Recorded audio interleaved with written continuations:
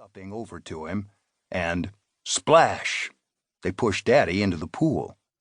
"Oh no, he's drowning! Daddy needs help!" The kids jumped in for the rescue. They glided under the water like chubby little dolphins. His kids can swim. Ben has made sure of that. Of course, they rescued Daddy. Afterward, they showered and got ready for bed. Ben tucked them in. "I'll be gone for a little bit," he told them each. "How long, Daddy?" Lucy asked. "About 2 weeks." "Are you going to save people?" "Yes." "Okay." Lucy and Lincoln were learning the rules and rhythms of a Coast Guard family. A parent sometimes has to go away to help others. Their father is a U.S. Coast Guard aviation survival technician, otherwise known as a rescue swimmer. His job is to save people in the worst conditions possible. There aren't many reasons good and clear enough for a child to accept a parent's absence, but rescuing people in danger is one of them. In the dark of the morning, Cornea packed his toothbrush. He changed into his one-piece green flight suit, freshly washed the night before, and headed down to the kitchen. He brewed a cup of coffee, which he needed to shake the last vapors of sleep from his brain, before he started packing the cooler. He didn't want to forget anything. Anything. He slid the cooler over to the fridge and opened the freezer door. First to go in were the packages of frozen vegetables, green beans, scalloped potatoes, and broccoli, as well as cookie dough to make chocolate chip cookies in his hooch on his off days. Then he opened the refrigerator door to load perishables: chicken breasts, sirloin steaks, pork tenderloins, sliced cheeses and deli meats for sandwiches. Lots of fruit, oranges, bananas, berries.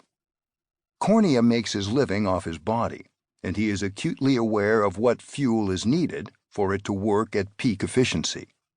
The calories in his diet should break down as follows: 40% carbohydrates, 40% proteins, 20% fats. To achieve that goal, every meal during his 2-week stint is planned out with military precision. He closed the cooler, latched it, and carried it out to the car. This house, 4 bedrooms with a backyard pool on a quiet cul-de-sac, is the couple's first home. Cornea's last posting was on a snow-covered island in Alaska, where the family lived on base. But there's no base housing in Clearwater, so they scrimped and saved, and now they have their piece of normalcy, their piece of peace. Cornea loaded the cooler and his duffel bag into his Ford Taurus, slid into the seat, and started the engine. He steered south toward Air Station Clearwater, the house in the rearview mirror slipping into the darkness behind him. Versions of this ritual were playing out across Clearwater and neighboring Tampa.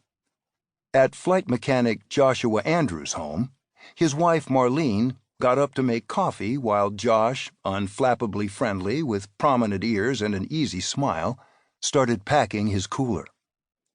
Josh is from Texas and takes his grilling seriously. He had marinated his meats the day before, sealed them in plastic bags, and put them in the freezer. He had also bought enough food for an extra week or two. Marlene typically questioned this. "Honey, are you sure you need all that?" He always gave the same reply: prepare for the worst, hope for the best. If something went wrong, a plane broke down or a big storm came, not unheard of this time of year, and they were stuck on deployment longer than usual, he wanted to be ready. They, too, had let the kids, Ashton 9 and Leah 5, stay up later than usual to spend extra time with Dad. They'd all piled onto the couch and watched The Flash, the superhero show on the CW. When Josh put Leah to bed, she asked why he had to go.